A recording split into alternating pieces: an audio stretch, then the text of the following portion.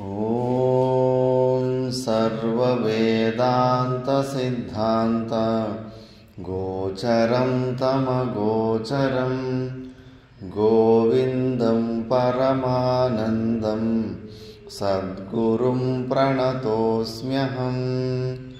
ఓం శాంతి శాంతి శాంతి.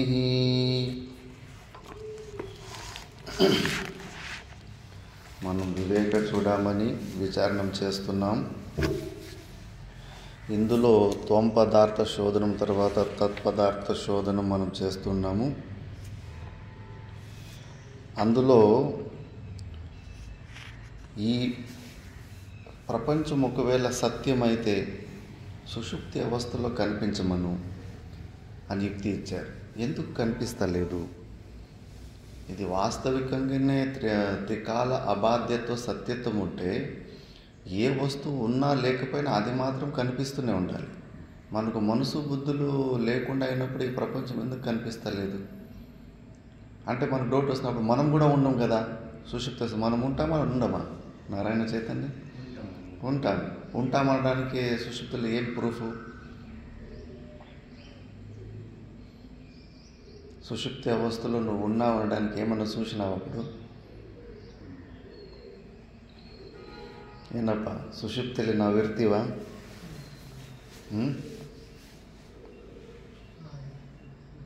ನಾವಿದ್ದೀವಿ ಅನ್ನೋದಕ್ಕೆ ಏನು ಪ್ರೂಫ್?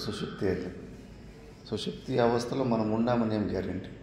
మనసు బుద్ధులు పోయిన తర్వాత మనం కూడా చచ్చిపోయామేమో, ఎవరు లేకుండా అయిపోయామేమో.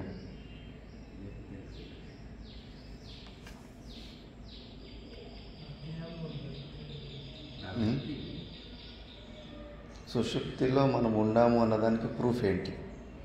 స్వప్నావస్థలో అయితే మనం ఉన్నాం, స్వప్నంలో జరిగిందంతా గుర్తుకు తెచ్చుకున్నాం కాబట్టి. జాగ్రత్త అవస్థలో ఇప్పుడు ఉన్నాం. సుషుప్తి అవస్థలో మనం ఉన్నామని ఏం గ్యారెంటీ?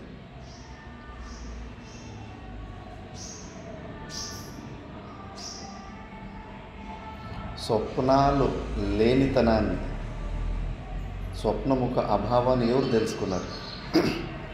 సుషుప్తి అవస్థలో గాఢనిద్ర పడుకున్న తర్వాత స్వప్నాలు రాలేదు అన్న విషయాన్ని ఎవరు తెలుసుకున్నారు? ఇప్పుడు ఈ ఆశ్రమానికి ఎవరన్నా రాలేదు అని చెప్పడానికి నేను ఉండాలి కదా ఆశ్రమం. మరి సుషుప్తి అవస్థలో స్వప్నాలు రాలేదు అన్న విషయం నీకు తెలిసిందా లేదా? మరి దేని ద్వారా తెలుసుకున్నావు? మనసు బుద్ధులైతే లేవు, మరి దేని ద్వారా? మన స్వరూపము ఆత్మ ఉంటుంది సుషుప్తి అవస్థలో ఉంటుంది కాబట్టినే స్వప్నాలు రాలేదు అన్న విషయాన్ని తెలుసుకుంది.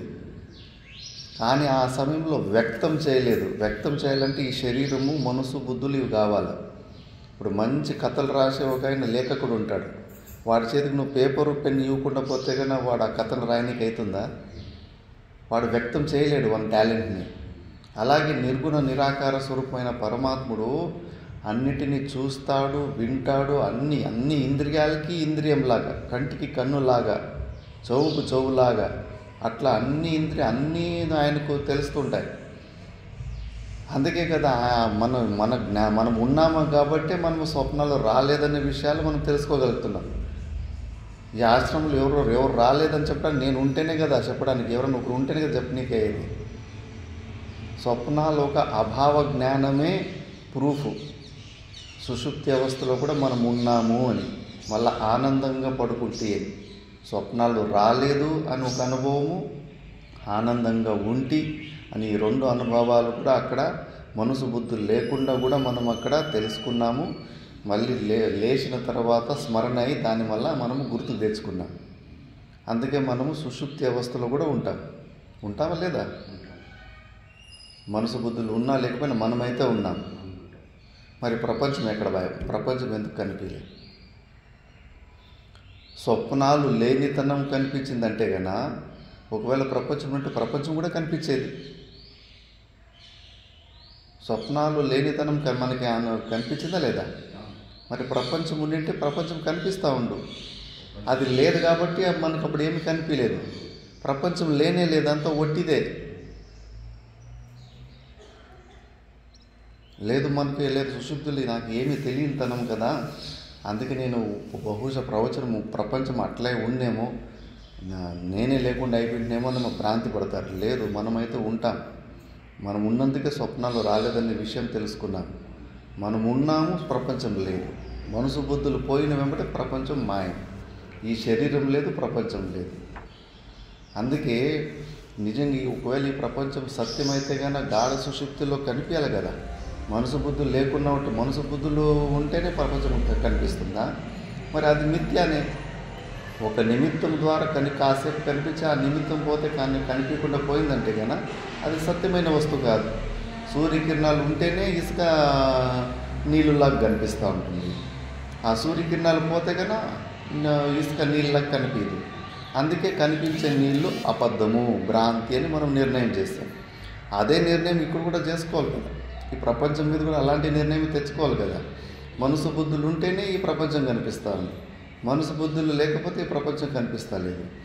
ప్రతి ఒక్కరికి సుషుప్తి అవస్థలో, గాఢ అవస్థలో ఇదే అనుభవం. యోగులకు సమాధి స్థితిలో బాగా నిర్వికల్ప సమస్య లయం ఉన్న వాళ్ళకి 10 సంవత్సరాలు 20 సంవత్సరాలు అసలు ఏమి ప్రపంచమే కనిపించదు వాళ్ళు. జనక మహారాజు వాళ్ళ గురువు ఒక శ్లోకం ఉంటుంది శాస్త్రంలో, 1/2 సెకండ్లో మోక్షం వచ్చేస్తుంది, అంతఃకరణ శుద్ధి ఉందంటే. గుర్రం మీదకి ఒక రికాబ్ అంటారు. గుర్రం మీదకి ఎక్కడానికి హ్యాండిల్ లాగా ఉంటుంది. దాని మీద ఒక కాలు వేసుకొని అటువైపు ఇంకో కాలు వేసుకుంటారు. దాన్ని రికాబ్ అంటారు, తెలుసా? కాలు పెట్టుకొని గుర్రం మీదకి ఎక్కేటప్పుడు ఒక రికాబ్లో ఒక కాలు వేసి ఇంకో కాలు అటువైపు వేసేలో అంతటి లోపలనే మనకు మోక్షం వచ్చేస్తుందని శాస్త్రం చెప్తుంది. జనక మహారాజు వచ్చిన పండితులంతా ఆ శ్లోకం చదివించేవాడు. ఇట్లా 1/2 సెకండ్లో మోక్షం వస్తుందని చెప్తున్నారు కదా, ఇది నిజమైన ఈ మాట అంటే కానీ అవును నిజమే అంటారు. మరి నాకు 1/2 సెకండ్లో మోక్షం ఇప్పి అంటాడు. వాళ్ళు ఇప్పకుండా పోతే కానీ అందరినీ జైల్లోకి వేస్తూ ఉంటాడు. అప్పుడు అష్టావక్రుడు వచ్చేసిందను, ఇంకా కొన్ని చరిత్ర పురాణం జరుగుతుంది అక్కడ. తర్వాత జనక మహారాజు నిజంగానే మోక్షాన్ని పొందాలని జిజ్ఞాసు కాబట్టి, అంతఃకరణ శుద్ధి ఉంది కాబట్టి కొద్దిగా అష్టావక్ర గీత గురించి కొద్దిగా ఉపదేశాలు చెప్పి ఆ గుర్రాన్ని తెప్పించి గుర్రం మీద కూర్చొని పెట్టి ఆయన సమాధి స్థితికి పంపించేస్తాడు. ఇంకా గుర్రం మీద కూర్చొని సమాధి స్థితికి పోతే నీకు శరీర భానం ఉండే ఉండదు. ఆ గుర్రం వెళ్ళిపోతుంది ఎక్కడో అడవిలోకి వెళ్ళిపోయి ఎక్కడో చెట్టు కింద పడేసి ఉంటుంది. ఆ చెట్టు కింద 7 రోజులు ఉంటాడు సమాధి స్థితిలో. భార్య పిల్లలు అంతా అయ్యో ఎక్కడ పోయినంతా రాజుబొట్లతోటి వాళ్ళతో వీళ్ళతో వెతికిపిస్తే ఆ 7 రోజులు తర్వాత అక్కడ ఇంకా లేపిన తర్వాత మళ్ళీ బయటకు వచ్చిన తర్వాత ఏడుస్తూ ఉంటారు భార్య పిల్లలు. ఎందుకు ఏడుస్తున్నప్పుడు అంటే, వారం రోజులు మమ్మల్ని వదిలిపెట్టి ఎట్లుంటారంటే, వారం రోజులేంటి, కాసేపు ఇట్లా కళ్ళు మూసుకొని కళ్ళు తెరుస్తున్నాను, 1 నిమిషం కూడా కాలేదు, వారం రోజులు అంటున్నారేంటి అని. ఆ సమాధి స్థితిలో అసలు ఈ సమయం కూడా ఉండదు. Time space, beyond time space. ఈ ఖాళీ జాగా ఆకాశం ఉండదు, సమయం ఉండదు, కాలాతీతం, త్రిగుణాతీతర అక్కడ. ఇవన్నీ కాలం కూడా ఎవరు మనం కల్పించుకున్నది, మనం కల్పించుకున్నట్ట. సమయం కూడా ఉండదు అక్కడ. అలాంటి అంత గొప్ప స్థితిలో ఉంటారు. నిర్వికల్ప సమాధి స్థితిలో యోగులు అలాంటి స్థితిలో ఉంటే అసలు ఏమి ప్రపంచం ఉండనే ఉండదు. ఎందుకంటే మనసు బుద్ధిని లయం చేసుకో ఉంటారు.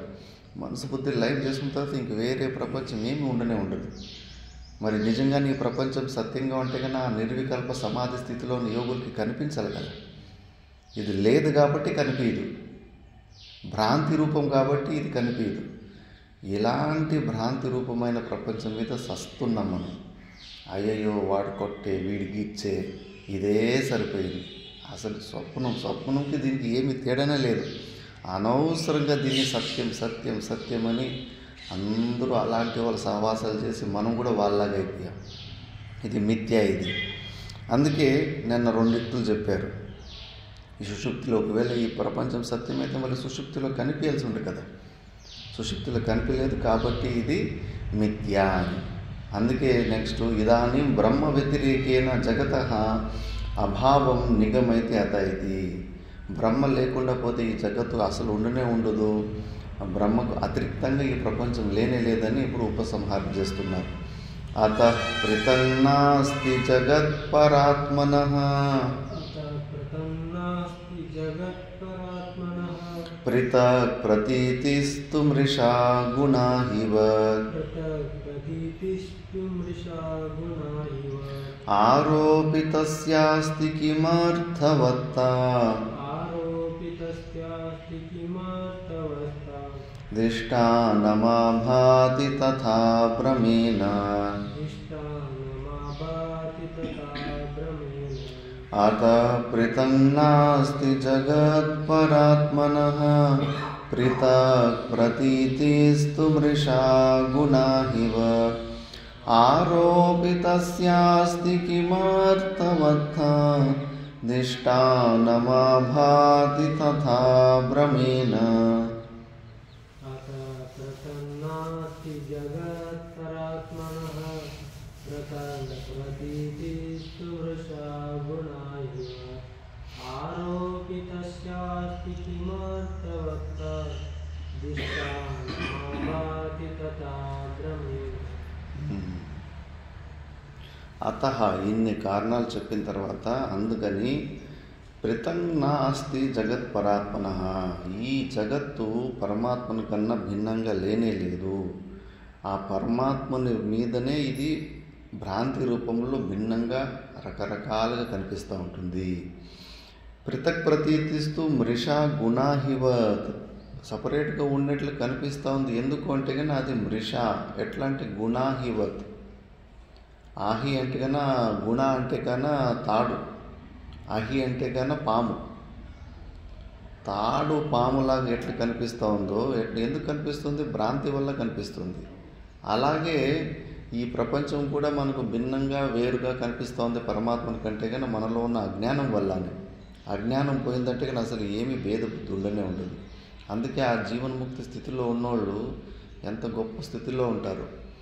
మా ఆశ్రమంలో స్టార్టింగ్లోనే పరమేష్టి గురువులు అంటే గురువుల గురువులు 4వ పీఢి అభయానంద సరస్వతి అని ఆయన అవధూత. ఆయన ఇట్లా నీళ్లు తీసుకొని నీళ్ళని నై చేసేవాడు, నైని నీళ్ళు చేసేవాడు.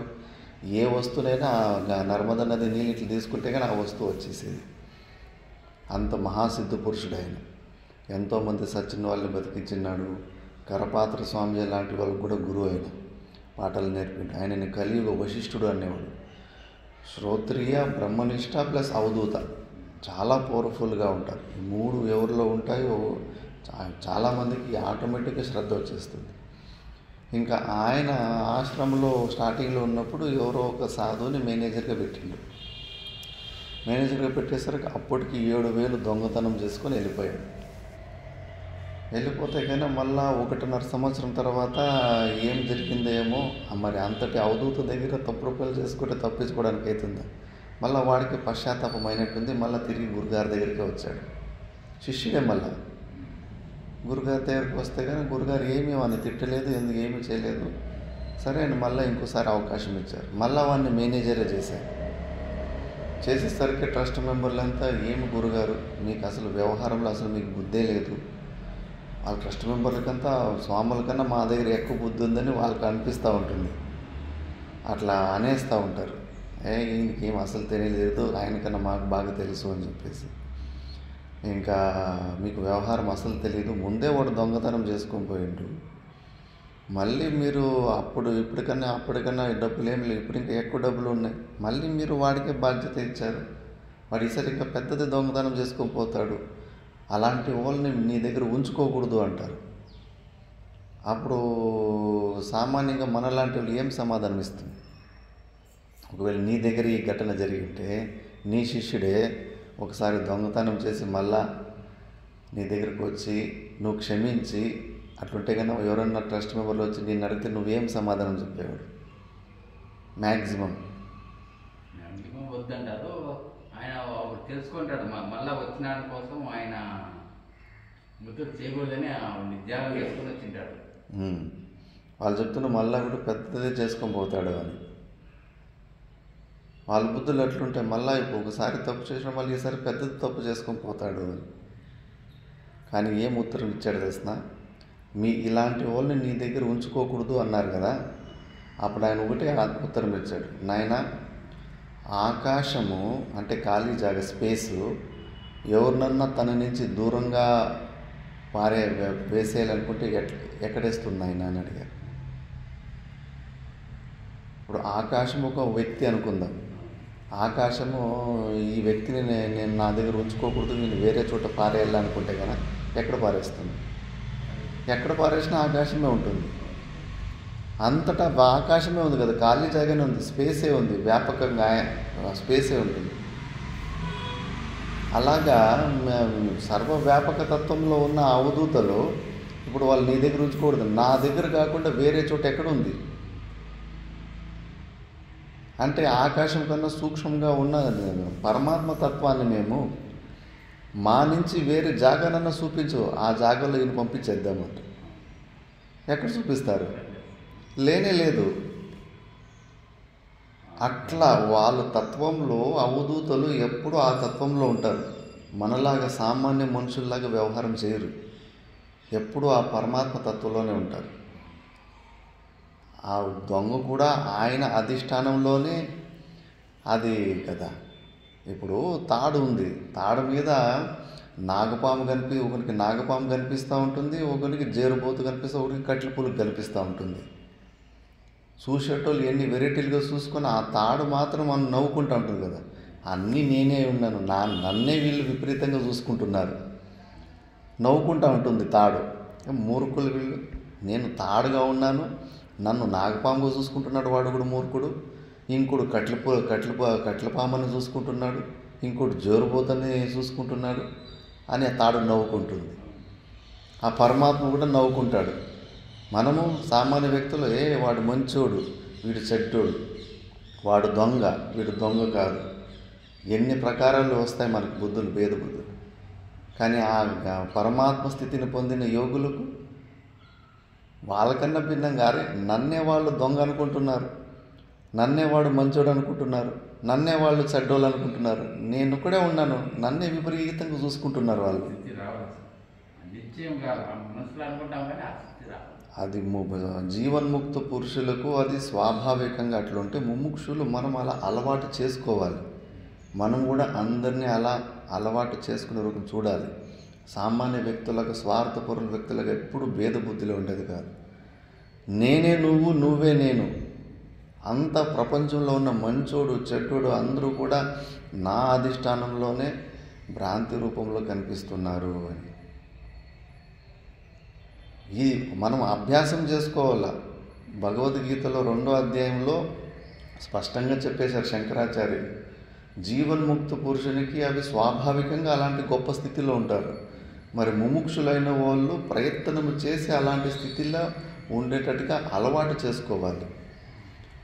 అలా చూసి అలవాటు చేసుకున్నప్పుడు ఇంకా బయట భేదాలే కనిపిస్తలేదు.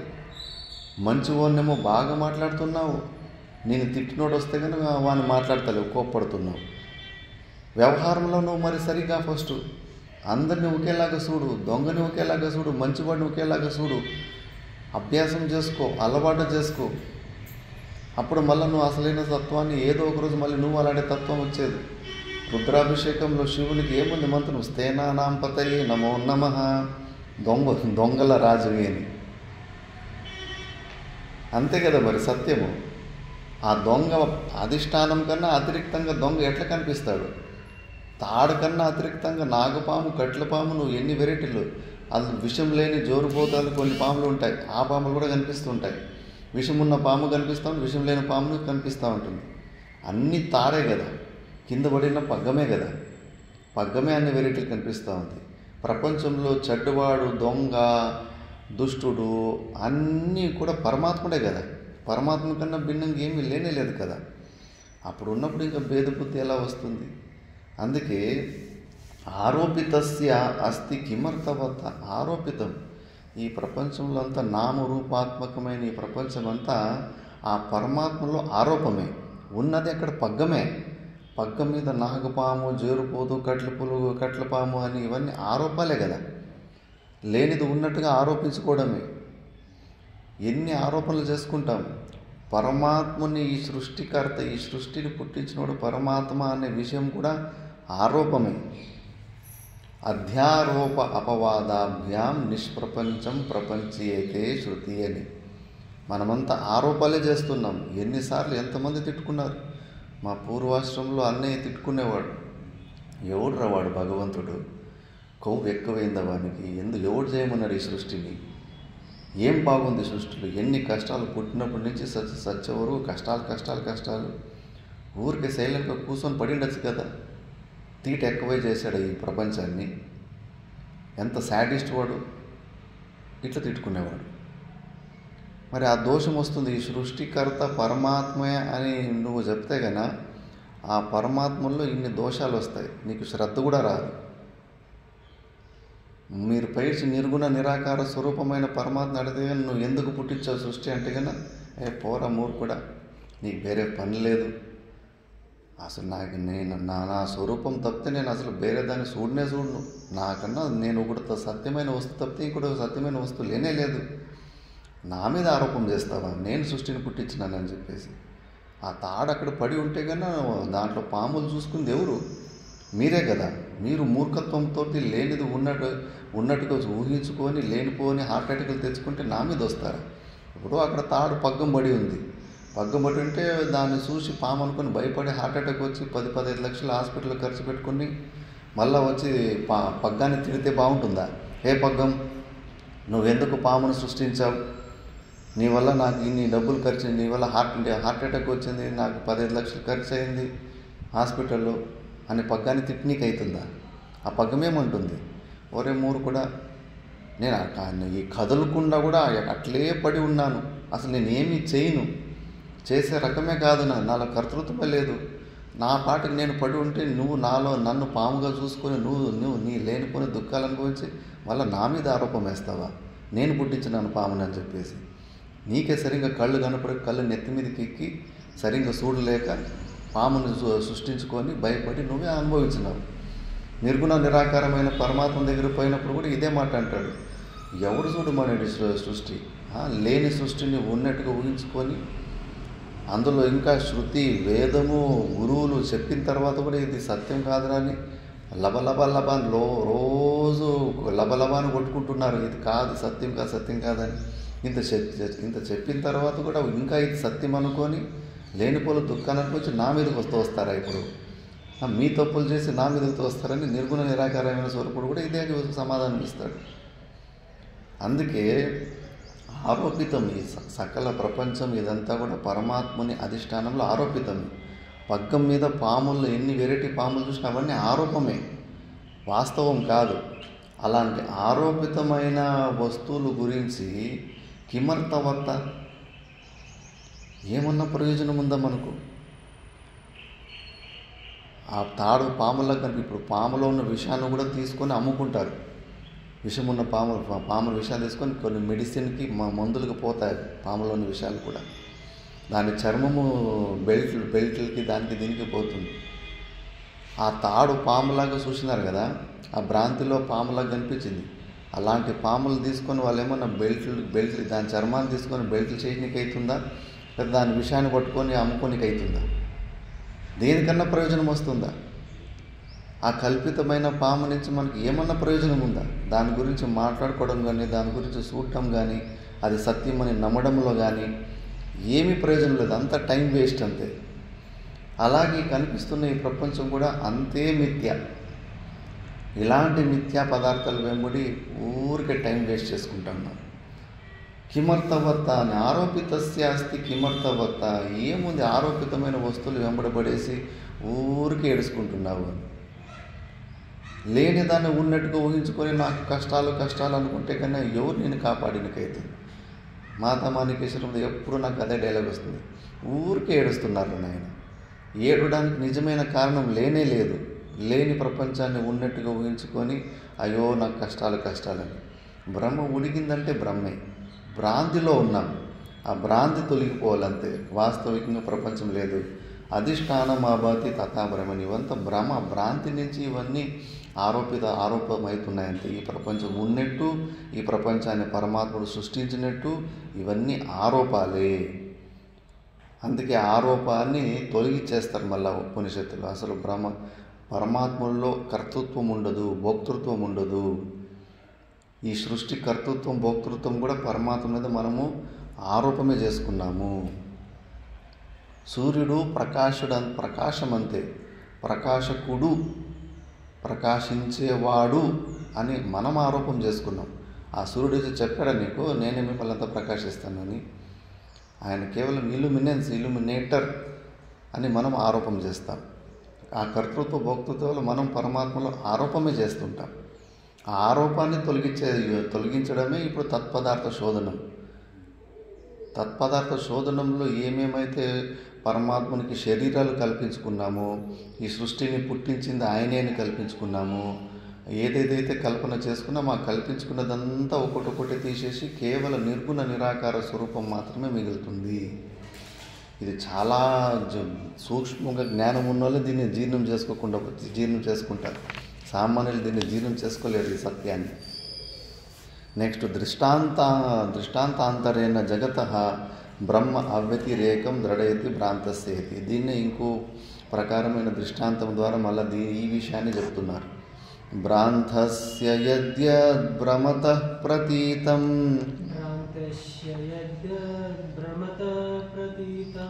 బ్రహ్మైవ తత్తద్రజతం హి శుక్తిః.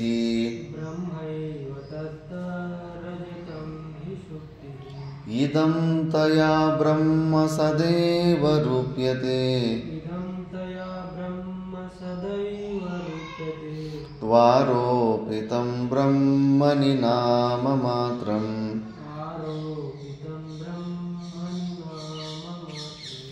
భ్రాంతస్య యద్యద్భ్రమతః ప్రతీతం బ్రహ్మైవ తత్తద్రజతం హి శుక్తిః. ఇదం తయా బ్రహ్మ సదేవ రూప్యతే త్వారోపితం బ్రహ్మణి నామమాత్రం.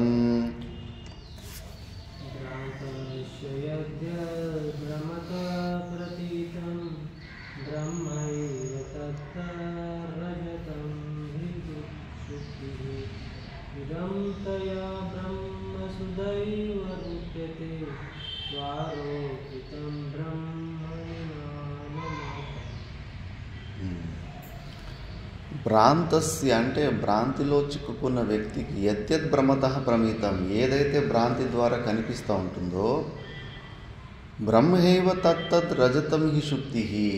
దృష్టాంతం, అక్కడ ముత్యం చిప్పు ఉంటుంది. ముత్యం చిప్పు తెలుసు కదా, నదుల ఒడ్డులో అక్కడ ఇక్కడ ఒకవైపు అది తిరిగిందంటే కానీ సిల్వర్ లాగా వెండిలాగా మెరుస్తూ ఉంటుంది. శంకులు కూడా దొరుకుతూ ఉంటాయి. శంకులు కూడా కొద్దిగా లోపల పక్క కొంచెం అట్లా మెరుస్తూ ఉంటుంది. దూరం నుంచి చూసిన వ్యక్తి ఎవరితో కాలు గెజ్జ కిందకి పడిపోయినట్టుంది వెండి, అది దాని వెండి అని వానికి భ్రాంతి కనిపిస్తుంది. ఆ వెండిలాగా కనిపిస్తూ ఉంటుంది. ఆ వెండిలాగా కనిపిస్తూ ఉండేది వాస్తవంగా ముత్యం చిప్పే కదా, శుక్తి అంటారు. శుక్తినే వానికి రజతం అంటే వెండి. అక్కడ శుక్తి ఉంటే వాడు వెండిలాగా చూసుకుంటున్నాడు. వాడు వెండిలాగా చూసుకున్నప్పుడు కూడా అక్కడ ఏదో ఒకటి ఇది వెండి ఉంది అని, అందులో కూడా అస్తిత్వం సత్తు ఉంది. అట్లా ఇదంతయా బ్రహ్మ సదేవ రూప్యతే, అప్పుడు కూడా బ్రహ్మ అక్కడ ముత్యం చిప్పే ఉంది. అలాగే ఈ ప్రపంచంలో మనం ఏ వస్తువును చూసినా కూడా ఆ వస్తువులో అధిష్టాన రూపంలో ఒక సామాన్యమైన సత్తా ఉంది, ఎగ్జిస్టెన్స్. మైక్ ఉంది, ఉండడం అనేది ఎగ్జిస్టెన్స్ అంటారు. మైక్ ఉంది, మొబైల్ ఉంది, పుస్తకం ఉంది, ఉండడం అనేది అన్నిట్లోనే ఉంది కదా, ఎగ్జిస్ట్, అస్తిత్వం. మైక్ ఒక అస్తిత్వం ఉంది. మైక్ అస్తి, పుస్తకం అస్తి, మొబైల్ అస్తి, టేబుల్ అస్తి, అన్నిట్లోనూ అస్తి అని ఉంది. ఉండడం అనేది అన్నిట్లోనూ కామన్ ఉంది. అదే అసలైన రూపం, పరమాత్మని స్వరూపం. దాని మీద మళ్ళీ సపరేట్గా మైకు, ఇది పుస్తకము, ఇది మొబైలు అని విశేష జ్ఞానం. ఒకటి సామాన్య జ్ఞానం ఉంటుంది, ఇంకోటి విశేష జ్ఞానం ఉంటుంది. ఇప్పుడు ఎవరన్నా కానీ డమురుకాన్ని వాయిస్తుంటారనుకో, ప్రపంచంలో దూరం నుంచినే మనకు తెలిసిపోతుంది ఎవరో డమురుకాన్ని వాయిస్తున్నారని. ఇది సామాన్య జ్ఞానం. మళ్ళీ డమురుకంలో 9 ప్రకారాలు వెరైటీలు ఉంటాయి, నవరసాలు. రౌద్రం, మళ్ళీ హాస్యం, సరసం, వ్యంగ్యం, అట్లా నవరసాల్లో అన్ని ఇన్స్ట్రుమెంట్లు కూడా 9 ప్రకారాలు వాయిస్తారు. ఇప్పుడు రౌద్ర రూపంలో డమరుకాన్ని వాయిస్తున్నారు అని తెలిసిపోతూ ఉంటుంది. ఇప్పుడు మాటల్లో కూడా అంతే, దూరం నుంచి వింటుంటే కానీ ఎవరో మాట్లాడుకుంటున్నారని సామాన్యంగా తెలుస్తూ ఉంటుంది. మళ్ళీ నవ్వుకుంటున్నారా, కొట్లాడుకుంటున్నారా, కోప్పడుతున్నారా అని కూడా మాటలు దూరం నుంచి వాళ్ళ ముఖాలు చూడకపోయినా మాటల్లోనే తెలిసిపోతూ ఉంటుంది. గొడవ పడుతున్నారు, లేదు జోకులు వేసుకుంటున్నారు, లేదు ముచ్చట్లు పెట్టుకుంటా ఉన్నారు. కానీ అన్నీ కూడా మాటలే కదా. మాట్లాడుకుంటున్నారు అనేది ఒకటి సామాన్య జ్ఞానం. దాని తర్వాత విశేష జ్ఞానం. గొడవ పడుతున్నారు, ముచ్చట్లు పెట్టుకుంటున్నారు, నవ్వుకుంటున్నారు, ఇది విశేష జ్ఞానం. అట్లా అన్ని వస్తువుల్లో కూడా ఒకటి సామాన్య జ్ఞానం ఉంటుంది, ఒకటి విశేష జ్ఞానం ఉంటుంది. ఈ మొబైలు, టేబుల్, పుస్తకం, మొబైల్ అన్నిట్లో కూడా అస్థి అనేది, సత్తా అనేది ఎగ్జిస్టెన్స్ రూపంలో పరమాత్ముడు అన్నిట్లోనూ కనిపిస్తూ ఉన్నాడు. ఆ సామాన్య జ్ఞానం మీద మళ్ళా కొత్త పేర్లు. ఇప్పుడు మట్టి నుంచి చేసిన కుండలు, గ్లాసు, ప్లేటు, మట్టి కుండలు, పేర్లన్నీ వేరు కదా. కుండని కుండ అంటాము, మట్టి ద్వారా చేసిన ప్లేట్ని ప్లేట్ అంటాము. పెంచులు కూడా చేస్తారు, మట్టి ద్వారా పెంచులు కూడా చేస్తారు. దోశలు పోసే పెంచులు కూడా చేసుకుంటారు, మట్టి పెంచులు. అన్ని పేర్ల మాత్రం ఇది దోశం వేసే పెనము, ఇది కుండ, ఇది గ్లాసు, ఇది పెద్ద పాత్ర అని అన్నీ వేసుకున్న సామాన్య రూపంలో అది మట్టే కదా. మట్టిలోనే ఇన్ని వెరైటీలు కనిపిస్తున్నాయి కదా.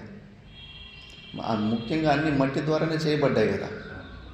అలాగే ఈ ప్రపంచంలో ఉన్న ప్రతి ఒక్క వస్తువులోనూ, అన్ని వస్తువుల్లోనూ ఒకటి కామన్గా ఏం కనిపిస్తుంది, మట్టి ద్వారా చేసిన వస్తువులు, ఇటుకలో కానీ కుండలో కానీ అన్నింటిలోనూ మట్టే కనిపిస్తూ ఉంటుంది. అలాగే ప్రపంచంలో అన్ని వస్తువుల్లో ఒక సామాన్యంగా కామన్గా కనిపించే వస్తువు ఏది? అది సత్తు. చిత్తానందంలో ఫస్ట్ సత్ ఉంది కదా, దాన్ని ఎగ్జిస్టెన్స్ అంటారు ఇంగ్లీష్లో. సత్తా అంటే ఉండటం అనేది. సత్తా అనేది అన్ని వస్తువుల్లో కామాన్యంగానే ఉంది. మట్టి పదార్థాల్లో, అన్ని పదార్థాల్లో మట్టిని మనం సామాన్యంగా అన్నింటిలోనూ ఎట్లా చూసుకుంటామో, ఈ ప్రపంచంలో ఉన్న అన్ని వస్తువులను కూడా ఆ సత్ అనే అంశాన్ని మనం చూసుకోవాలి. ఆ సామాన్య జ్ఞానాన్ని పట్టుకుంటే ఏమీ భేదాలు కనిపించవు. రాయికి, మనిషికి, కుక్కకి, గాడిదకి ఏమి సునీచైవ స్వపాకేచ భగవద్గీతలో వస్తుంది. చాండాలను చూసిన, బ్రాహ్మణుని చూసిన, గవి హస్తిని, ఏనుగని చూసిన, గుర్రాన్ని చూసిన, దేంట్లో కూడా అసలు ఆ భేద బుద్ధి కాదు. ఎందుకంటే అంత సామాన్య జ్ఞానాన్ని చూసి అలవాటు చేసుకున్న బుద్ధి ద్వారా. ఇప్పుడు సామాన్య వ్యక్తుల్లో కూడా, మనుషుల్లో కూడా అందరూ మనుషులు అంటే కన్నా సామాన్యంగా అందరూ వచ్చేస్తారు. కాకపోతే వ్యవహారంలో చూస్తుంటాం, ఒక సామాన్య భక్తులు వస్తే కన్నా ఎలా మాట్లాడతారో, ఈ ప్రాంతంలో ఎమ్మెల్యే వస్తే కానీ ఎట్లా మాట్లాడతారు. అందరూ లేచి నిలబడతారు లేదా, వచ్చినప్పుడు పూలారాలు వేస్తారు, ట్రీట్మెంట్లు వేరుంటాయి లేదా, సపరేట్గా మర్యాదలు ఇస్తారు లేదా. అది విశేష జ్ఞానం. ఆ విశేష జ్ఞానంలో ఎప్పుడు లొల్లిలు ఉంటాయి, రాగద్వేషం. ఇప్పుడు 5 మంది స్వాములను పిలిపించింటావు, నీ దగ్గర 4 పూలారాలు ఉంటాయి. నలుగురికి పూలారాలు వేసి ఇంకొకరికి స్వామికి పూలారాలు వేయలేదంటే కానీ ఇంకా గొడవలు స్టార్ట్ అయిపోతాయి, భేదబుద్ధి వచ్చేస్తుంది. కానీ జీవన్ముక్త పురుషుల్లో అలాంటి వేరువేరుగా చూసే పద్ధతి ఉండదు. మాతా మాణికేశ్వరుల దగ్గరికి అంత పెద్ద బీజేపీ పార్టీ అధ్యక్షుడు అమిత్ షా వస్తే వాడికి దర్శనం కూడా ఇవ్వలేదు, బయట నుంచినే అలాగే దండం పెట్టుకుని వెళ్ళిపోయాడు.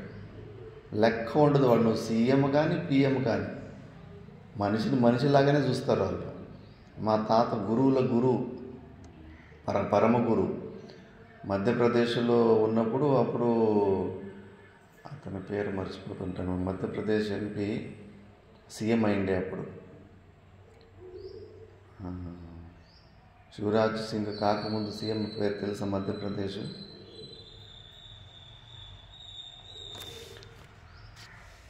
ప్రణబ్ ముఖర్జీ కాదు, ఇంకో ఆయన కమలానంద్ ఏమో ఉంది, కమల్నాథ్. కమల్నాథ్ కమల్నాథ్ కూడా కాదు, ఇంకా దానికి ముందు ఎవరో ఇంకో ఆయన ఉండే ఒక సీఎం, అప్పుడు సీఎం ఓంకారేశ్వరానికి మధ్యప్రదేశానికి దర్శనానికి వచ్చిండు. వస్తే కానీ మధ్యాహ్నం 2:30కు ఆ మధ్యలో వచ్చిండు. ఇట్లా వాళ్ళు గన్మెన్లు అసిస్టెంట్లు వచ్చి మా సీఎం గారు మిమ్మల్ని దర్శనం చేసుకోవడానికి వస్తున్నారని. కానీ అప్పుడు నియమం పెట్టేసిండ్రు, ఎవరన్నా కానీ సాయంత్రం 5 గంటలకే మాట్లాడే అవకాశము. అంతకుముందు ఉదయం అయిపోయింది. ఉదయం 1 గంట సేపు 9 నుంచి 11 వరకు సమయం ఉంటుంది. ఆ సమయం అయిన తర్వాత సాయంత్రం 5 గంటల నుంచి 6 గంటల వరకు ఎవరన్నా మాట్లాడాలనుకుంటే మాట్లాడచ్చు సమయం అని. ఇప్పుడు నేను నియమం పెట్టేశాను, మీ సీఎం కోసం నేను ఆ నియమాన్ని నేను భంగం చేసుకుంటే మళ్ళీ మిగతా వాళ్ళకు అశ్రద్ధ పైదా అవుతుంది. ఆయనకు ఒకవేళ నిజంగానే దర్శనం కావాలనుకుంటే సాయంత్రం 5 గంటల వరకు వెయిట్ చేయమని. నేను అసలు ఆ నియమాన్ని భంగం చేసుకోలేను. గట్లుంటుంది జీవన్ముక్త పురుషులు. మిగతా వాళ్ళు అయ్యో సీఎం వస్తున్నాడంటే కానీ ఇంకా బ్యాండ్ మేళాలు తెప్పించి పూలమాలు చెప్పేసి వాళ్ళు చేస్తున్న పాఠాన్ని కూడా వదిలిపెట్టేసి ఆయనకి ఎక్కువ ఇంపార్టెన్స్ ఇస్తుంటారు. జీవన్ముక్త పురుషులు దానికి ఇంపార్టెన్స్ ఇవ్వరు. ఎందుకు? వాళ్ళ విశేష జ్ఞానాన్ని చూసే అలవాటు ఉండదు. ఆ అందరినీ మనుషుల్లాగానే సామాన్యంగానే చూస్తుంటారు. ఆ విశేషాలను చూడకపోతే కానీ ఒకడు గొప్ప ఒకడు గొప్ప కాదు అని భేద బుద్ధులు వచ్చేస్తాయి. అన్ని లొల్లిలకు ఇదే కారణమవుతూ ఉంటుంది. అలాగే మనము పరమాత్మని ప్రతి ఒక్క వస్తువుల్లో ఆ సామాన్య జ్ఞానం సత్తా రూపంలోనే అధిష్టానాన్ని చూస్తూ ఉండాలి. దాని మీద ఈ ఎక్స్ట్రాలన్నీ ఏమేమి వాడు పెద్ద మనిషి, వీడు చిన్న మనిషి అని ఇవన్నీ ఆరోపమే. వాస్తవికము సామాన్యగాను అది సత్తానే, సచ్చిదానంద స్వరూపుడే ఉన్నాడు అన్నింటిలోనూ. మిగతావన్నీ మనం ఆరోపించుకుని మనం ఊహించుకున్నది. ఎవడు చెప్పాడో ఆ బంగారానికి అంత విలువ పెట్టమని, వజ్రానికి విలువ పెట్టి 2 భూముల్లోనే దొరుకుతాయి తవ్వుకునేటప్పుడు. చిన్నప్పుడు నాకే ఒక వజ్రం దొరికింది పాత కోటలో. అది ఏదో పిచ్చిరా అని చెప్పేసి పడేసింది. ఇప్పుడు పెద్దోడు అయిపోయిన తర్వాత గుర్తుకొస్తాను, అయ్యో ఇంత పెద్ద వజ్రం దొరికిండే, అది ఆటాడుకునే వస్తువు కనికరాయి అనుకొని దాన్ని పారేస్తాను కదా అని చెప్పేసి. చిన్నప్పటికేం విలువ తెలియదు కదా, రాయిలాగానే చూస్తాను. కానీ అది వజ్రం, దాన్ని కొంచెం పాలిష్ చేసుకుంటే అది మెరుస్తుంది. అది బాగా గుర్తుంది నాకు, వజ్రం దొరికింది చిన్నప్పుడు. ఇప్పుడు ఇక్కడే 50 కిలోమీటర్ దూరంలో వజ్రాలు ఏరుతూ ఉంటారు వర్షం వచ్చినప్పుడు. వాళ్ళంతా ఇప్పుడు వీడియోలు చూస్తూ కొన్ని చూసాను, ఆ రాయిలాగానే కనికరాయిలాగా ఉంటుంది, దాన్ని పాలిష్ చేసుకుంటే అది వజ్రం అవుతుంది. మరి అప్పుడు ఏం విలువ తెలియదు కదా, విలువ తెలియనప్పుడు అన్నీ రాళ్ళలాగానే కనిపించాయి. దానికి విలువ పెట్టుకుంది ఎవరు? మనమే కదా, మనుషులమే కదా. వజ్రం అయితే ఎక్కువ విలువ, బంగారు అయితే ఏది తక్కువగా దొరుకుతూ ఉంటుందో దానికి విలువ పెట్టుకున్నాం. గట్టితనం బాగా గట్టిగా ఉంటుంది, సూర్యునికి మెరుస్తుంది అని చెప్పేసి. రాళ్ళే కదా అన్ని భూలోకంలో పాంచభౌతికమైన వస్తువులే. అన్నీ ఆరోపితలే, భేదబుద్ధులు వాడు గొప్ప వీడు గొప్ప కాదని అన్ని భేదబుద్ధులు ఆరోపితం. మరి ఆరోపితమైన దానికి ఎందుకు నువ్వంతా ఇది పెడతావు? దాన్ని వదిలిపెట్టేళ్ళి సామాన్యాన్ని చూసే ఇదంతయా బ్రహ్మ సదా ఏవ రూప్యతే. ఇదంతయ బ్రహ్మ, అన్ని వస్తువులు అక్కడ బ్రహ్మే ఉన్నాడు సత్తా రూపంలో, సత్ ఎగ్జిస్టెన్స్ రూపంలో. అన్నీ చూడి, రివర్ ఎగ్జిస్ట్, నదులు ఎగ్జిస్ట్, కొండలు ఎగ్జిస్ట్, ఆ మనిషి ఎగ్జిస్ట్, టేబుల్ ఎగ్జిస్ట్, పుస్తకం ఎగ్జిస్ట్, పుస్తకం ఉంది. అన్నిట్లోనూ ఉండడం అనేది సత్తా రూపం ఉంది కదా, అందులో పరమాత్ముడే ఉన్నాడు. ఆ పరమాత్మను మీదనే మిగతా ఎక్స్ట్రాలు కనిపిస్తున్నాయి, నామరూపాలు కనిపిస్తున్నాయి. అది చూసి అలవాటు చేసుకోలేదు. ఆరోపితం బ్రహ్మని నామమాత్రాలు కేవలం బ్రహ్మ మీద మనం ఆరోపాలు చేసుకుంటున్నామంతే. ఉన్నది ఒకటే వస్తువునే, పరమాత్ముడే ఉన్నాడు. పరమాత్ముడే పుస్తకంలాగా కనిపిస్తున్నాడు, పరమాత్ముడే మైక్లాగా కనిపిస్తున్నాడు, పరమాత్ముడే మొబైల్లాగా కనిపిస్తున్నాడు, పరమాత్ముడే టేబుల్లాగా కనిపిస్తున్నాడు, పరమాత్ముడే ప్రవచనం చెప్తున్నాడు, పరమాత్ముడే వింటున్నాడు. పరమాత్ముడి కన్నా అతిరిక్తంగా ఏమీ లేనే.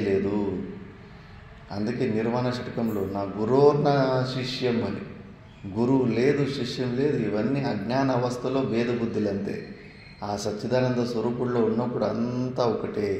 చిదానంద స్వరూప శివోహం. నా వేదో నా చార్తో, వేదాలు లేవు, ధర్మార్థ కామోక్ష పురుషార్థాలు లేవు, అన్నీ అజ్ఞాన అవస్థలోనే భ్రాంతిలో ఉన్నాం కాబట్టి ఇవన్నీ మనకు పనులు ఎక్కువ పడిగాయి. భ్రాంతి పోయిందంటే అసలు ఏమీ లేదు, కేవలం సచ్చిదానంద స్వరూపుడమైన నువ్వు ఒకడవే ఉన్నావు, నీకన్నా భిన్నంగా ఏమీ లేదు. అనవసరంగా పరిశ్రమాలు ఎక్కువ చేసుకుంటున్నాము. అందుకే దాన్నే ప్రపంచస్య మిథ్యాత్వేన తత్కారణత్వం అపి తత్పద ప్రవృత్తి నిమిత్తం తాదృశం ఏవ శోధితం తత్పదార్థం ఉపసంహారతి అత ఇది చతుర్భి. అందుకే ఇప్పుడు కారణ సహితంగా మళ్ళా దాన్ని స్పష్టంగా చూపిస్తున్నారు, పరమాత్మ కన్నా భిన్నంగా ఈ ప్రపంచం లేదు అని చెప్పేసి. అత పరం బ్రహ్మ సదద్వితీయం విశుద్ధ విజ్ఞాన ఘనం నిరంజనం ప్రశాంతమాద్యంత విహీనమక్రియం నిరంతరానందరసస్వరూపం.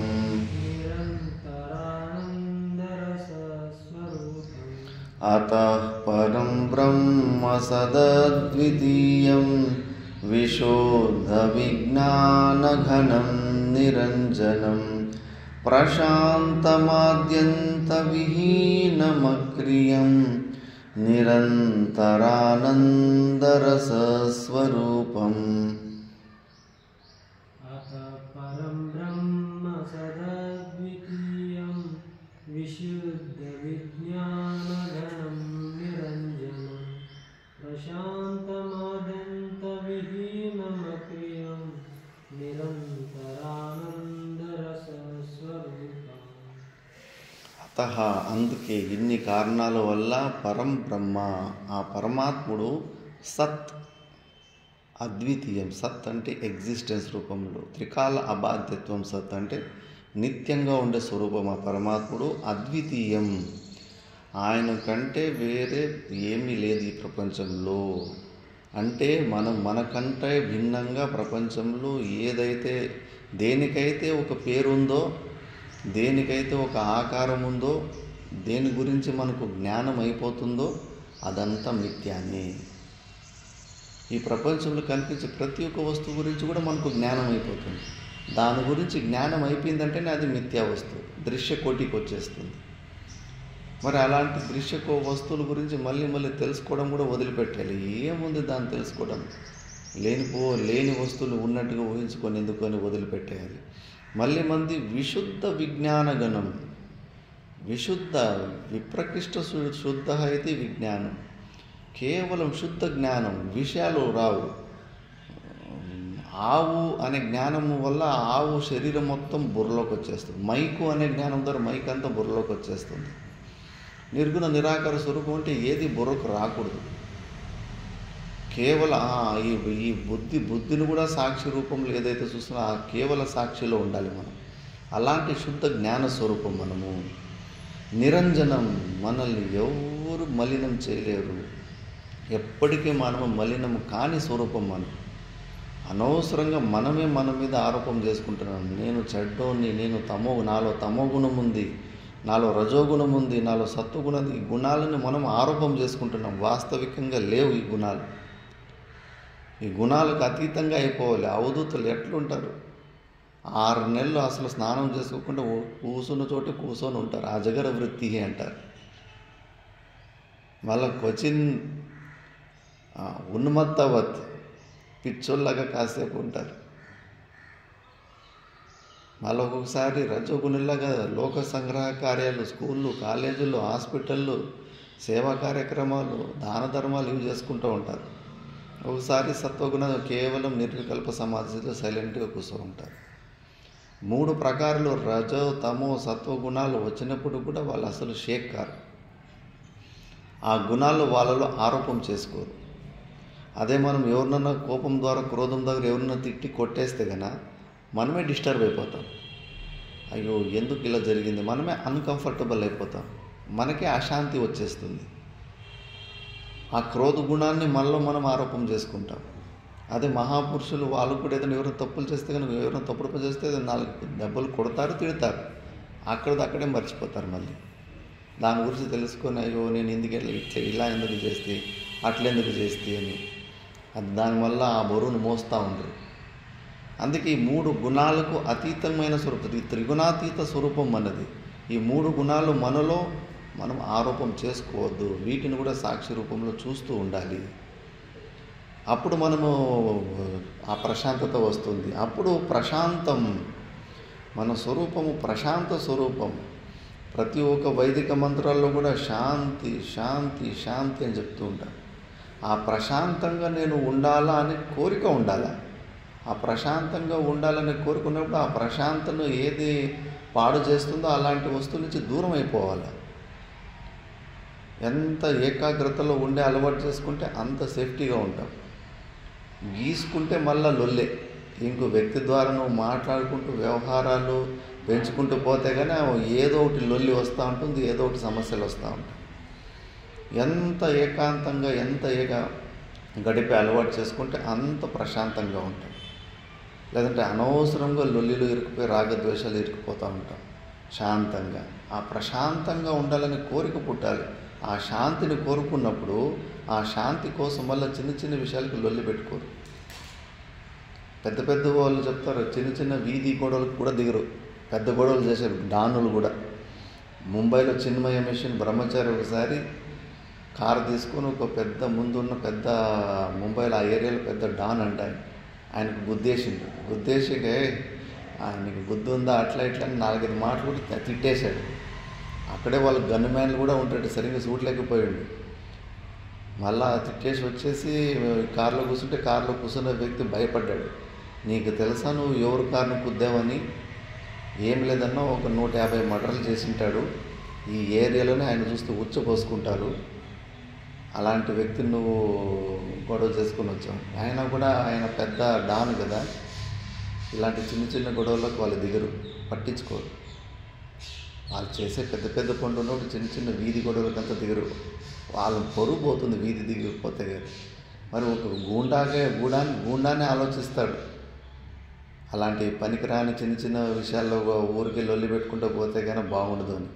మనము ప్రశాంతంగా జీవించాలి అని అనుకునే మనము చిన్న చిన్న గొడవలకి చిన్న చిన్న సమస్యల్ని పెద్ద సమస్యలాగా చూసుకుంటారు.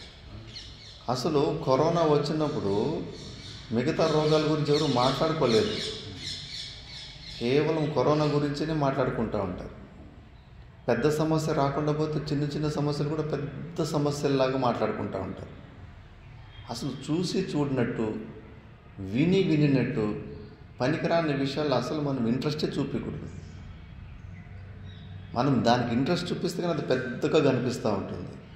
ఏమన్నా ప్రయోజనం ఉందా ఈ మిథ్యా ప్రపంచంలో మనము టైం వేస్ట్ చేసుకోవడం వల్ల? ఏమి ప్రయోజనం, మన టైం వేస్ట్ అవుతూ ఉంటుంది అంతే. దానికన్నా మంచిది మంచిగా జపమాల తీసుకొని మంచిగా జపం చేసుకుంటూ ఉంటే ఆ పుణ్యమునే వస్తుంది. లేదా భగవద్గీత పారాయణం చేసుకుంటే దానివల్ల పుణ్యం వస్తూ ఉంటుంది, అంతకన్నా శుద్ధి పెరుగుతూ ఉంటుంది. గురుమంత్రం జపం చేసుకుంటూ ఉండాలి. లేదా దానికన్నా మంచిది ఏదో ఒకటి నిష్కామ భావ సేవ చేసుకుంటూ ఉండాలి. ఒకటి బోరు కొడితే కానీ ఇంకోటి ఏదో ఒకటి పట్టుకుంటూ ఉండాలి. ఊరికి అనవసరంగా పనికిరాని ప్రపంచం గురించి ఎంత అని మాట్లాడుకుంటాం, ఎంత అని విచారం చేసుకుంటాం. ఎంత గోకితే అంత ఇంకా పుండు గాయం ఎక్కువైతే ఉంటుంది అంతే ఈ ప్రపంచం. అందుకే ప్రశాంతను కోరే మనము మన ప్రశాంతతకు భంగం చేసేలాంటి వస్తువుల నుంచి వ్యక్తుల నుంచి దూరంగా ఉండాలి. ఎలాంటి దినచర్య చేస్తే నేను శాంతంగా ఉండగలుగుతానో అంతటి ప్రశాంతతో ఉండాలి. మన స్వరూపము ఆద్యంత విహీనం, ఆది లేదు అంతం లేదు. ఒక నిత్యమైన వస్తువుకే ఇలా ఉండడానికి సాధ్యమవుతుంది. మిగతా ఏ వస్తువులైనా ప్రపంచంలో చూస్తే దానికి పుట్టుక ఉంది, సావు ఉంది. మన స్వరూపానికి అసలు పుట్టుక లేదు, సావు లేదు. ఈ శరీరాలే వస్తున్నాయి పోతున్నాయి అంతే. మనకు ఆది లేదు అంతం లేదు, ఎప్పటికీ ఉంటాం. మరి దేనికి భయపడ్డాం? అయ్యో ఈ శరీరానికి తిండి పెట్టుకుంటూ పోతే ప్రాణం పోతుందేమో, ప్రాణం పోతే నేను చచ్చిపోతానేమో. చచ్చిపోవడం అంటే ఏంటి? చొక్కాను తీసి ఇంకో చొక్కా వేసుకోవడమే. మనం ఎప్పటికీ మనం ఎప్పటికీ ఉంటాం. సావు అంటే ఈ స్థూల శరీర వియోగం అంతే.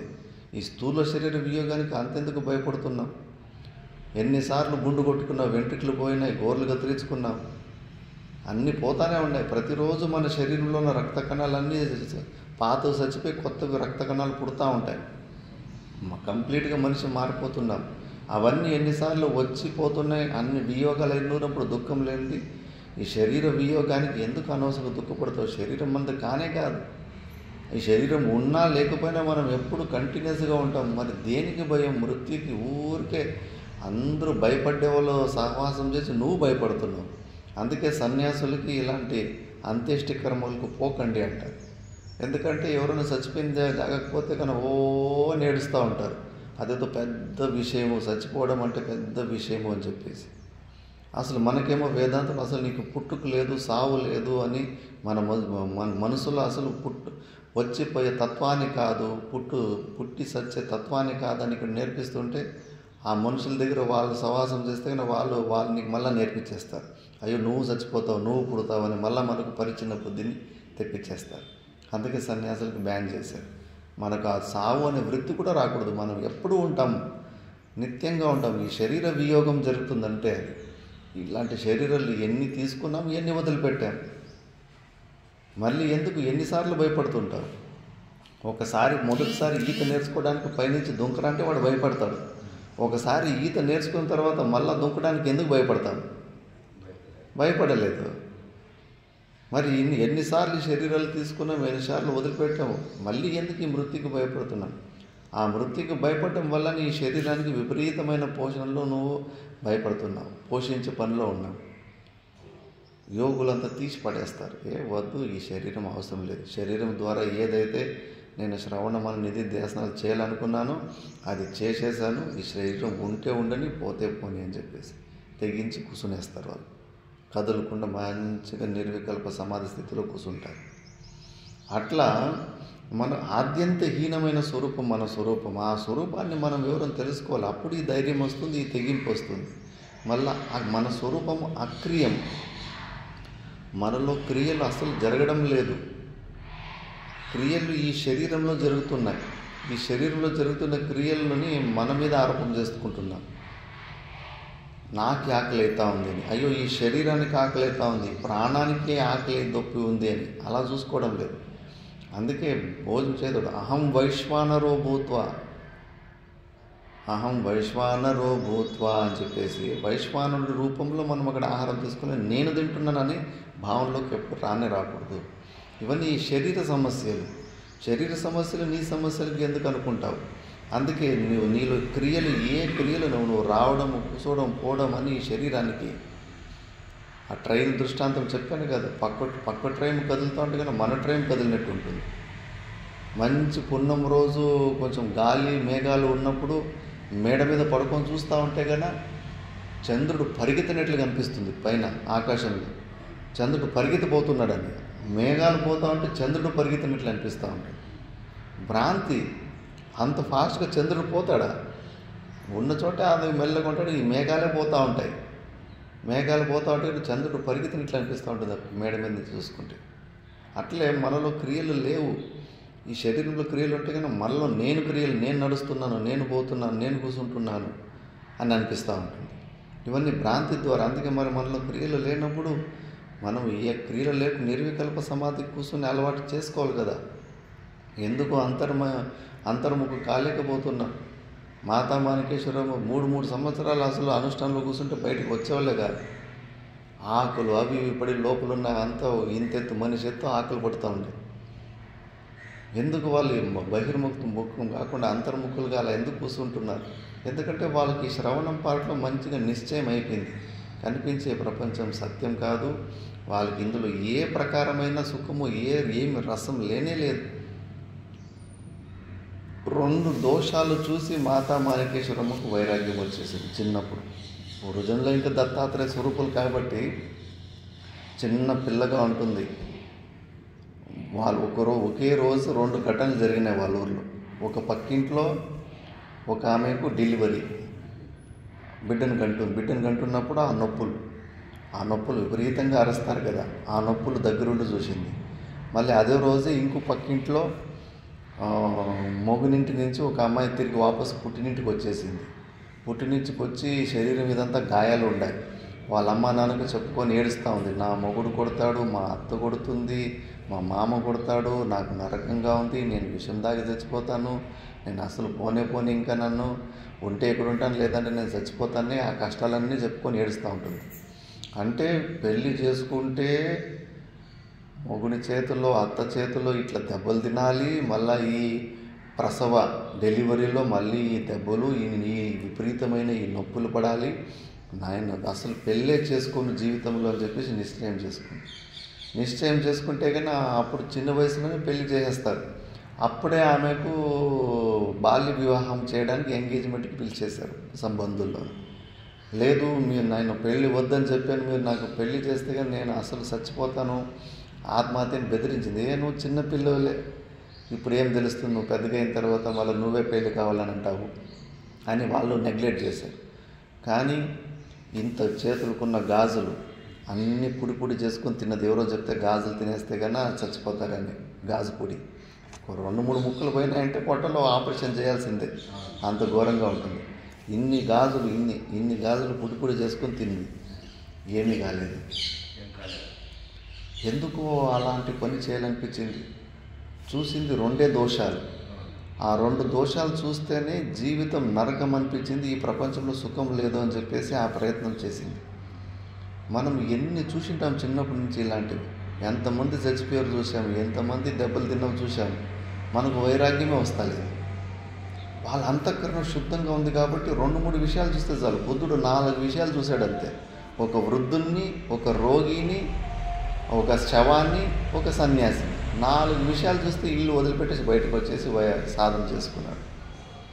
మనం 40,000 సార్లు చూసాము అవన్నీ. 40,000 సార్లు రోగులను చూసాము, చచ్చిపోయిన చూసాము, మనకేమో వైరాగ్యం వస్తుంది. మలినం అంతఃకరణలో మలినం ఉంది, వైరాగ్యం లేదు. ఆ మాత మనకి అంత చిన్న వయసులో 2 విషయాలు చూస్తే సంసారం చాలా ఘోరంగా ఉంది, దుఃఖాలయం అశాశ్వతం అన్నది 2 సీనుల్లో అర్థమైపోయింది. దాని తర్వాత ఈ ప్రపంచం వద్దు అని ఎంత గట్టి కోరిక ఉంది, మనకు అంత విరక్తి వచ్చిందా ప్రపంచం మీద, అసలు బతకడమే వద్దు అని అంత విరక్తి వచ్చిందా? 1 కాదు 7-8 ప్రయత్నాలు చేసుకుంది, మళ్ళా సావలేదు. గాజులు పొడి తిన్నా కూడా సావలేదు. మళ్ళీ ఎవరు పుట్టులో పోయి కూర్చుంటే పాములు కలిసి చచ్చిపోతారంటే విషయం. అంటే పుట్టలో ఇల్లు గుడిసెలాగా చేసుకొని కూర్చుంటుంది, పాము రాదు కరవదు. అక్కడ మళ్ళీ ఏకాంబరి అని ఒక పుణ్యక్షేత్రం ఉంటే అక్కడ నీళ్ళలో దుంకితే కన్నా ఊపిరాడక చచ్చిపోతారని నీళ్ళలో దుంకింది. ఇంకా పూర్వజన్మలో యోగులు కాబట్టి జలస్తంభనం అయిపోయింది, శవంలాగా తేలుతూ ఉంటే 3 రోజుల తర్వాత అక్కడున్న పూజారి తీసి బయటకు వేస్తే నాడి ఆడుతుంది, బతికే ఉంది. అట్లా సావనికి కాలేదు. మళ్ళీ శ్మశానాలు అక్కడెక్కడ పోతే భూత ప్రేతాలు వచ్చి చంపేస్తాయంటే అక్కడ కూడా శ్మశానంలోనే పనుకునేదాన్ని, భూత ప్రేతాలు వచ్చి తినేనాయి. మళ్ళీ ఏమి కుదరతారు, స్వయంగానే గుంత తోడుకొని సమాధి అయిపోయి భూమిలోకి వెళ్ళిపోతామని గుంత తోడుకొని మళ్ళీ మట్టి మూసుకుందంట. ఎంత మట్టి మూసుకున్న చెయ్యి ఒకటి పైనే ఉంటుంది కదా, ఆ చెయ్యిని చూసి వాళ్ళ నాన్న 2-3 రోజుల తర్వాత చెయ్యిని తీసి మళ్ళీ వాళ్ళ పొలంలోనే బయటికి లాగిండంట. అట్లా సావలేదంట. మళ్ళీ ఇన్ని ప్రయత్నాలు చేసుకున్నప్పుడు మళ్ళీ ఒక రోజు ఆకాశం అని వచ్చి, నువ్వు సావనీకి పుట్టలేదు, నువ్వు కారణ జన్మరాలివి, లోక సంగ్రహార్థం కోసం నీ జన్మ వచ్చిందని ఇంకా ఆకాశం అని చెప్పినప్పుడు అప్పుడు ఒక నంది వచ్చిందంట. ఆ ఎద్దు ఆ నంది మీద కూర్చొని నా స్థానం ఎక్కడో చూపించంటే అక్కడ యానగుంది కాడ తీసుకొని వచ్చి అక్కడ వదిలిపెట్టేసిందంట. కానీ వాళ్ళకు ఈ ప్రపంచంలో ఉండద్దు, ఘోరంగా ఉంది ఈ ప్రపంచము, దుఃఖం ఉంది, సుఖం లేదు ఈ ప్రపంచంలో అని అంత విరక్తి ఎందుకు వస్తుంది? అంతఃకరణ శుద్ధి ఉంది, మనకు అంత వైరాగ్యం వస్తానే లేదు ప్రపంచం మీద. అలవాటు పడిపోయాం, ఏ వస్తుందిలే ఎప్పుడో మెల్లగా రానేలే మోక్షం, విచారణ చేస్తాలేమో మనము, ఇంకా మలినతలు ఉన్నాయి, పాపం మూట ఉంది, ఆ పాపం మూట కరగాలి. ఇట్లే శ్రవణ మన నిధి ధ్యాసనాలు చేసుకుంటూ, గురుసేవ చేసుకుంటూ, ధ్యాన జపాలు చేసుకుంటూ ఉంటే కానీ ఒకరోజు ఆ మలినం తొలగిన రోజు అంతటి వైరాగ్యం వస్తుంది. దుఃఖాలయం అశాశ్వతం అన్నది ప్రపంచం కనిపిస్తుంది. అప్పుడు మనము కూసోగలుగుతాం. అక్రియం, కదులకుండా ఎప్పుడు ఊగితే జీవుడు, ఊక్కుంటే దేవుడు. ఇంకా ఊగుతున్నామంటే మనకి ఇంకా వైరాగ్యం లేదు, అంతఃకరణ శుద్ధి సరిగ్గా లేదు అని. ఇది తెలుసుకోవాలి మనం. దానికోసం అందుకే పుణ్యకర్మలు ఏదన్నా ఉంటే కన్నా టకామని చేసేయాలి, ఎక్కువ ఆలోచించకూడదు. కొంచెం గ్యాప్ ఇచ్చి పెడితే మళ్ళీ ఆ పుణ్యం పనులు జరగవు. అందుకే దినచర్య ఉదయం నుంచి హారతులు, పూజలు, జపము, నిష్కామ కర్మయోగము, శ్రవణము, మననము, వీటి ద్వారానే మన జీవితం కొన్ని రోజులు గడుపుతూ ఉంటే కన్నా ఆ కల్మషం, మనలో ఉన్న పాపం అంతా తొలగిపోయి ఒకరోజు మనకు కూడా అంత వైరాగ్యం వచ్చేస్తుంది. కష్టమైన వైరాగ్యం స్వాభావికంగానే వచ్చేస్తుంది పుణ్యం ఫలం ఎక్కువ ఉన్నప్పుడు. మళ్ళీ అలాంటి అక్రియ స్వరూపులు అప్పుడు మనము కదులుకుంటూ కూర్చోగలుగుతాము. నిరంతరం ఆనందరస స్వరూపం, మనము నిరంతరంగా ఆనంద స్వరూపాన్ని ఆ సమాధి స్థితిలోకి పోతేనే వాళ్ళ పెదాల్లో తెలిసిపోతాం. సమాధి స్థితిలో పరమానంద స్థితిలో ఉంటారు, ప్రపంచాన్నే మర్చిపోయి ఉంటారు. రామకృష్ణ పరమహంసలు కానీ చంద్రశేఖర భారతీ స్వామి మొదటిసారి సమాధి స్థితికి పోయినప్పుడు ఎప్పుడు వాళ్ళ కళ్ళల్లో ఆ ఆనందము వాళ్ళ పెదవుల్లో హావభావాల్లో వ్యక్తమవుతూ ఉంటుంది. ఓహో, ఇది పెద్ద పరమానందం స్థితిలో ఉన్నారని చెప్పేసి. మనం దుఃఖంలో ఉంటే ముఖం ఎట్లుంటుంది, ఇట్లా మాడిపోయి ఉంటుంది మన దుఃఖం. అదే మనం ఆనందంలో ఉంటే చంద్రునిలాగా మంచి తేజస్సు బాగా వెలుగుతూ ఉంటుంది. చర్మకాంతి కాదు, అంత ప్రసన్న ముద్రలో ఉంటాడు. ఆనందంగా ఉన్న వ్యక్తి ఎప్పుడు ప్రసన్న ముద్రతోటి ఉంటాడు. దుఃఖంలో ఉన్న వ్యక్తి ఎప్పుడూ హావభావాలు కృషించిపోయి ఉంటాయి, ముఖం చిన్నదైపోయి ఉంటుంది. ఆ సమాధి స్థితిని పొందిన వ్యక్తులు అలాగా వికసించిపోయి ఉంటుంది, వాళ్ళ ముఖం చంద్రునిలాగా కనిపిస్తూ ఉంటుంది. ఆ చోటా మహారాజ్ ఫోటో చూపిస్తారు, ఎంత ఆహ్లాదంగా ఉంటుందో వాళ్ళు. అలా నిరంతరంగా ఆనంద రసాన్ని వాళ్ళు అనుభవిస్తూ ఉంటారు కాబట్టి ఆ పరమానంద స్థితిలో ఉంటారు. అలాంటి ప్రశాంత స్థితిని మన స్వరూపంలో మనం నిలబడాలి. ఎంతసేపు అని మిథ్యా వస్తువుల్లో ఆటలాడుకుంటూ ఉంటాం. మిగతాది మనం నెక్స్ట్ శ్లోకంలో చూద్దాము. తత్పదార్థ శోధనది ఉపసంహారం చేస్తారు. ఓం పూర్ణమదః పూర్ణమిదం పూర్ణాత్ పూర్ణముదచ్యతే పూర్ణస్య పూర్ణమాదాయ పూర్ణమేవావశిష్యతే. ఓం శాంతి శాంతి శాంతి.